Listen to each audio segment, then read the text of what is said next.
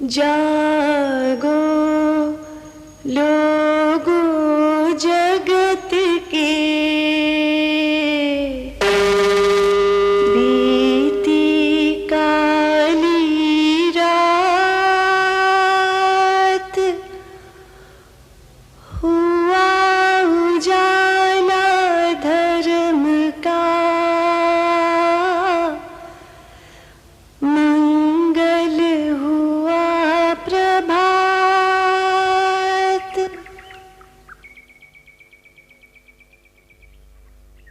धर्म का शुद्ध स्वरूप कायम हो। धर्म पर जो संप्रदाय के छिलके लग गए,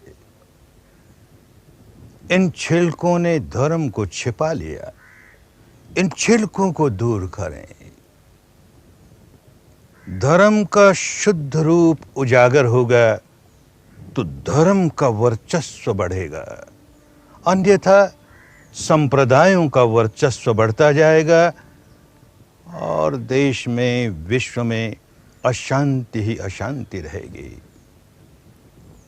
धर्म का शुद्ध स्वरूप जो सब के लिए एक सा है, वही धर्म हो तो धर्म का शुद्ध स्वरूप है। जो सार्वजनीन है, सबका है, सबको समान रूप से कल्याण प्रदान करता है, सबका समान रूप से मंगल करता है, तो धर्म है। जिसमें जाति जाति को लेकर भेद नहीं होता, जिसमें वर्ण गोत्र को लेकर भेद नहीं होता, जिसमें रंग रूप को लेकर भेद नहीं होता, जिसमें देश प्रदेश को लेकर भेद नहीं होता, जो सबका है, कुदरत का कानून सबका है, निसर्ग के नियम सबके लिए एक जैसे हैं, ये समझते रहें तो देखेंगे धर्म अपने शुद्ध रूप में कायम हो रहा है। जितना जितना विपश्यना का अभ्यास करते चले जाएंगे, अपने भीतर निसर्ग के नियमों का दर्शन करते चले जाएंगे, सच्चाई का दर्शन करते चले जाएंगे, उतना उतना स्पष्ट होते चले जाएगा। अरे भाई, धर्म तो सबका है ना, धर्म तो सार्वजनीन है ना, सार्वदेशिक है ना, सार्वकालिक है ना, नहीं तो धर्म कैसे हुआ? इस मापदंड से मापते रहेंगे, धर्म की शुद्धता को इस मापदंड से मापते रहेंगे, सार्वजनीन है या नहीं। कोई भी कह सकता है कि मैं जिसे धर्म कहता हूं वो भी तो सार्वजनीन है, कोई पालन करे तो उतना ही कल्याण होगा। लेकिन पालन करने में भी तो सार्वजनीनता चाहिए। अगर पालन करने वाले को हिचक हो कि मैं कैसे पालन करूं, ये तो मेरे लिए ठीक नहीं है, तो कठिनाई खड़ी हो जाएगी ना। एक आदमी भली भांति सोच समझ करके देखे कि भाई मैं शील का पालन करता हूं, अपने शरीर से, अपने वाणी से किसी की शांति भंग नहीं करता, किसी की हानि नहीं करता, किसी को पीड़ा नहीं पहुंचाता, तो अच्छी बात, इसमें बुरी बात क्या? जब मैं अपने शरीर या वाणी से किसी को भी हानि पहुंचाता हूं तो पहले अपनी हानि करने लगता हूं, क्योंकि अपने भीतर विकार जगाता हूं। और ये कुदरत का नियम तो ऐसा है कि विकार जगाते ही मैं स्वयं व्याकुल हो जाता हूं। तो भाई, अपने भले के लिए, औरों का भला तो पीछे, पहले अपने भले के लिए मैं शरीर और वाणी से किसी को हानि न पहुंचाऊं, किसी को पीड़ा न पहुंचाऊं। इस बात को स्वीकार करने में किसी भी जाति के व्यक्ति को क्या इतराज होगा, किसी भी वर्ण के व्यक्ति को क्या इतराज होगा, किसी भी समाज के व्यक्ति को क्या इतराज होगा, किसी भी देश के व्यक्ति को क्या इतराज होगा, किसी भी बोली भाषा के व्यक्ति को क्या इतराज होगा। सार्वजनीन बात, अपने भले के लिए भी लोग स्वीकार करेंगे, औरों के भले के लिए भी स्वीकार करेंगे। और फिर धर्म का अगला कदम, भाई शील सदाचार का जीवन जीना है, अपने भले के लिए भी औरों के भले के लिए भी, तो मन तो वश में होना चाहिए ना। तो मैं अपने मन को वश में करने की कोई प्रैक्टिस करूं, कोई एक्सरसाइज करूं। अब प्रैक्टिस भी किस प्रकार की?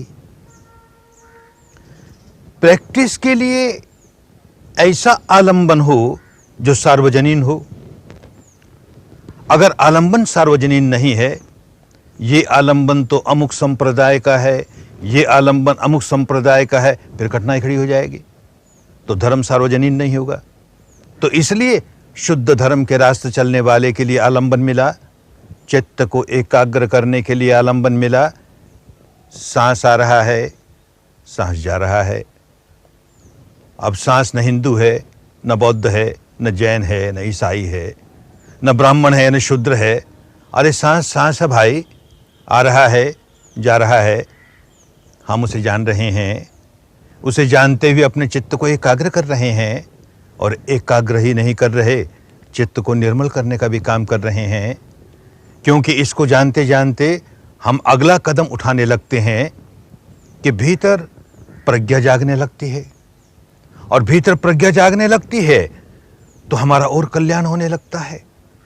तो समाधि का जो काम किया, धर्म के दूसरे चरण उठाने का जो काम किया, वो भी सार्वजनीन। सांस के सहारे सहारे हमने समाधि के क्षेत्र में आगे बढ़ने का काम शुरू किया। अब जब प्रज्ञा का काम करते हैं तो शरीर पर संवेदनाएं हो रही हैं, इस तरह की संवेदना है या उस तरह की संवेदना है। अब जो इस तरह की संवेदना है, न उसको हिंदू संवेदना कह सकते हैं, उस तरह की संवेदना है न उसे मुस्लिम संवेदना कह सकते हैं। अरे संवेदना संवेदना है, सबको एक जैसी होती है। शरीर का स्वभाव है, गर्माता भी है, पसीजता भी है, धड़कता भी है, फड़कता भी है, इसमें स्पंदन भी होते हैं, इसमें सिहरन भी होती है, इसमें पुलकन भी होती है, इसमें धूजन भी होता है, इसमें कंपन भी होता है, इसमें भारीपन भी होता है, दबाव भी होता है, दुखाव भी होता है। सबको होता है ना। केवल हिंदुओं को होता हो, मुसलमानों को ना होता हो, बौद्धों को ना होता हो, जैनियों को होता हो। अरे ऐसा नहीं ना। ब्राह्मणों को होता है, शूद्रों को नहीं होता है, वैश्यों को होता है, क्षत्रियों को नहीं होता है, ऐसा नहीं ना। सबको होता है भाई, सार्वजनीन है। और इन संवेदनाओं को देखते देखते देखते हम अपने मन के स्वभाव को पलटते हैं। इन्हीं संवेदनाओं के प्रति मन ने ऐसा स्वभाव बना लिया था कि ये जब सुखद लगती हैं तो राग पैदा करे, दुखद लगती हैं द्वेष पैदा करे। उसका वो स्वभाव तोड़ रहे हैं। सुखद लगे तो भी हम राग नहीं पैदा करते, दुखद लगे तो भी हम द्वेष नहीं पैदा करते। तो विकारों से छुटकारा होता है, क्रोध से छुटकारा होता है, द्वेष से छुटकारा होता है, अहंकार से छुटकारा होता है, वासना से, भय से, ईर्ष्या से, मात्सर्य से। ये सार्वजनीन रोग है ना। जब किसी को क्रोध जागता है तो क्या लेबल लगाएंगे? कहेंगे ये हिंदू क्रोध है, कि ये बौद्ध क्रोध है, कि जैन क्रोध है, कि मुस्लिम क्रोध है। और उस क्रोध की वजह से जो व्याकुलता आती है भीतर, उसे क्या लेबल लगाएंगे? ये अब कि हिंदू व्याकुलता आई, कि बौद्ध व्याकुलता आई, कि जैन व्याकुलता आई। अरे सार्वजनीन रोग है ना, सबका एक जैसा रोग है।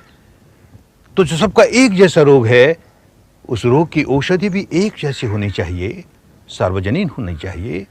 धर्म औषधि हमारे रोगों की, तो धर्म सार्वजनीन होना चाहिए। हमने सांस का सहारा लिया, सार्वजनीन है। हमने इन संवेदनाओं का सहारा लिया, सार्वजनीन है।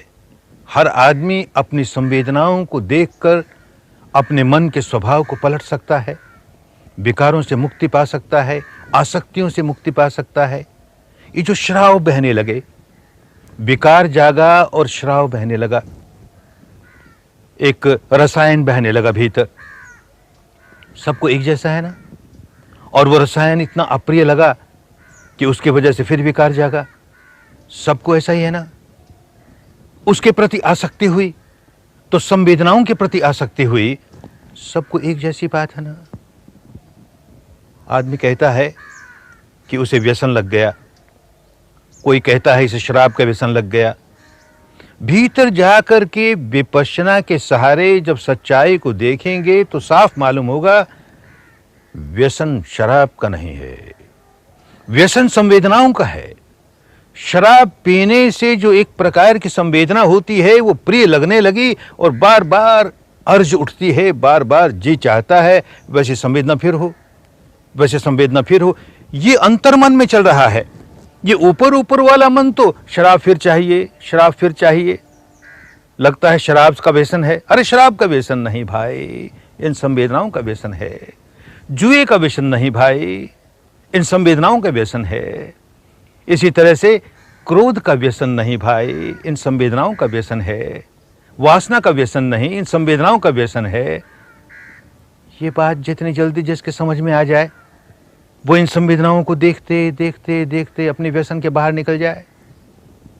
किस प्रकार शराब के व्यसन में डूबे हुए लोग, एक शिविर होता है, 2 शिविर होता है, 3 शिविर होते हैं, कोई धमकी नहीं देता घर जाकर शराब पिएगा तो तुझे वो कुंभी पाक नरक मिलेगा, कोई नहीं कहता।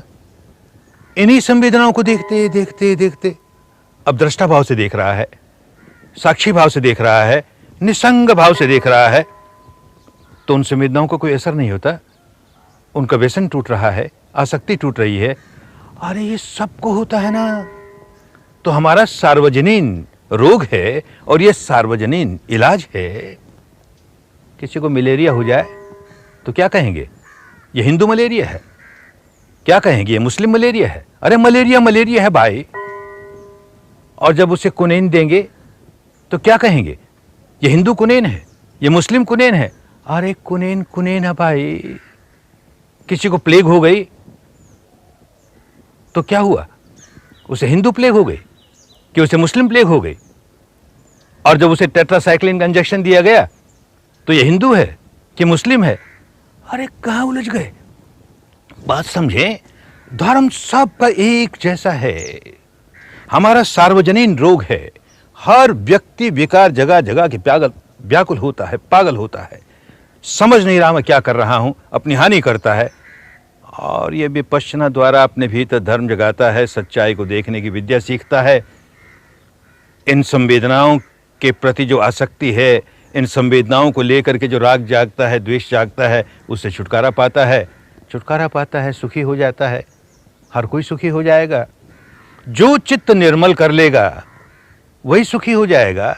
ये चित्त को निर्मल कर लेना, उसे सद्गुणों से भर लेना, ये किसी एक जाति की मोनोपोली नहीं, किसी एक संप्रदाय की मोनोपोली नहीं, किसी एक वर्ण की मोनोपोली नहीं। अरे कोई करे, जो अपने चित्त को निर्मल करे वही संत हो गया। कोई भगवान बुद्ध के पास आता है और उन्हें गालियां निकालता है, बुरी तरह गालियां निकालता है, और वो मुस्कुराते हैं, कहते हैं भाई तुम किसी के पास उपहार लेकर जाओ, भेंट लेकर जाओ, और वो व्यक्ति तुम्हारी भेंट नहीं स्वीकार करे तो तुम्हारी भेंट का क्या हो। तो कहता क्या हो, मेरी भेंट मेरे पास रह गई और क्या हो। बस यही बात हुई ना। तुम गालियों का उपहार लेकर हमारे पास आए, हमने तो नहीं स्वीकार किया, तुम्हारी भेंट तुम्हारे पास। अरे बड़ा समझदार आदमी था, बात समझ में आ गई। सारा जीवन हम क्या करते हैं, एक उपहार गाली की किसी को देते हैं, वो 10 देता है, हम 100 देते हैं, वो 1000 देता है, तू भी दुखी मैं भी दुखी।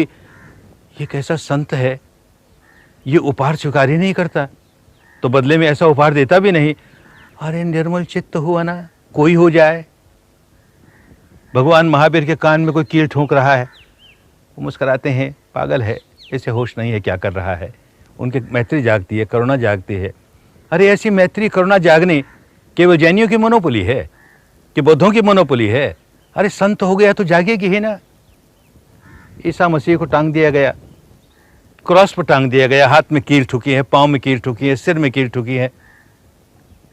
जीवन का अंतिम क्षण नज़दीक है और उसके मन में करुणा जागती है, मैत्री जागती है। अरे इन्हें अपने किए का कर्म का फल न भोगना पड़े रे, इनको अपने कर्म का फल न भोगना पड़े रे। संत है ना, कोई हो निर्मल चित्त हुआ तो संत हो गया ना। पैगंबर मोहम्मद साहब रोज अपने मस्जिद में जाते हैं नमाज के समय, और रास्ते में एक बुढ़िया का घर है, उसको किसी बात को लेकर के उनके साथ मेल नहीं बैठता, उनके विचार उसे ठीक नहीं लगते, उनके उपदेश ठीक नहीं लगते। तो जब वो उसके घर के नीचे से निकलते हैं, वो ऊपर से कूड़े से भरी हुई टोकरी उन पर उड़ेल देती है, कचरा उनके सिर पर गिरता है, मुस्कुराते हैं, उसे साफ करते हैं, चले जाते हैं। ये रोज का काम।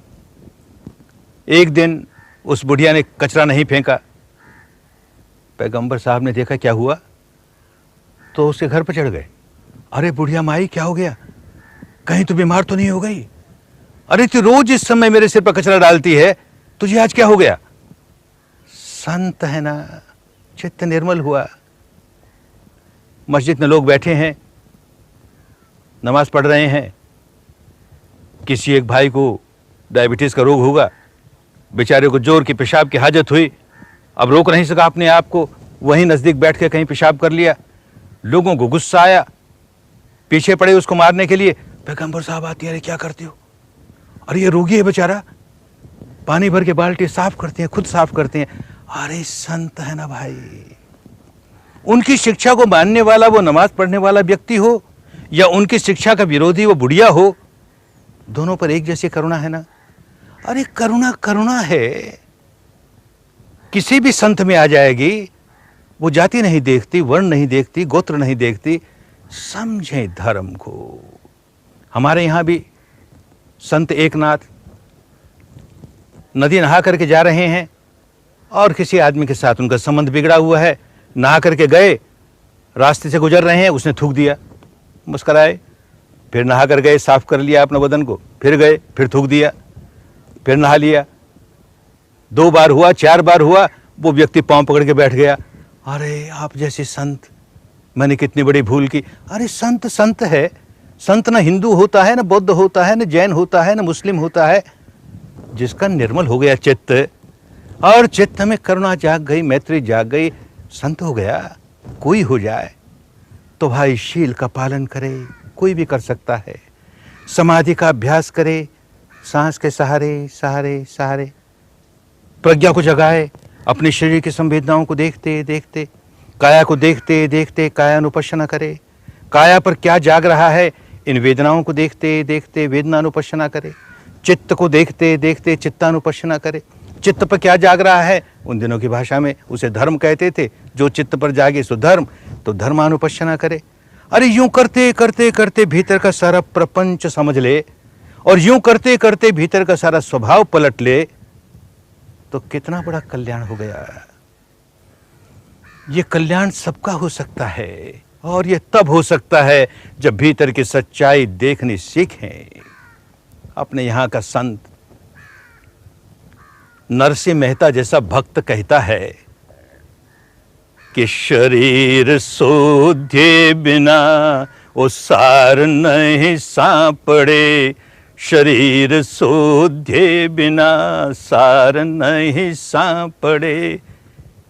अंदर से शरीर के भीतर सत्य का अनुसंधान किए बिना सार नहीं मिलता भाई, छिलके ही छिलके मिलेंगे। धर्म का सार लेना हो तो अंतर्मुखी होना पड़ेगा, और ऐसा शुद्ध धर्म प्राप्त होगा। ऐसा शुद्ध धर्म जागे, देश की राजनीति में जागे, समाज नीति में जागे, व्यापार नीति में जागे, शिक्षा नीति में जागे, सर्वत्र जागे। बड़ा कल्याण होगा, बड़ा मंगल होगा। खूब कल्याण हो, खूब मंगल हो। पिछले अनेक दिनों की इस व्याख्यान माला में जाने अनजाने कोई भी ऐसी बात कह दी गई हो जिससे किसी भाई को, किसी बहन को बुरा लगा हो, उसे चोट पहुंची हो, तो करबद्ध क्षमा याचना, करबद्ध क्षमा याचना, करबद्ध क्षमा याचना। खूब मंगल हो, शुद्ध धर्म जागे और खूब मंगल हो, खूब कल्याण हो, खूब मंगल हो। सबका मंगल, सबका मंगल, सबका मंगल हुए रे।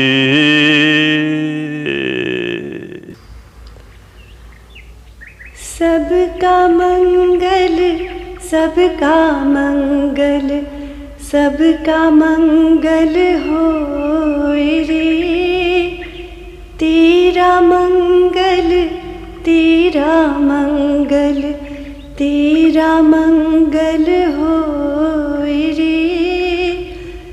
शुद्ध धर्म घर घर में जागे, शुद्ध धर्म घर घर में जागे, घर घर शांति समाए रे, घर घर शांति समाए रे।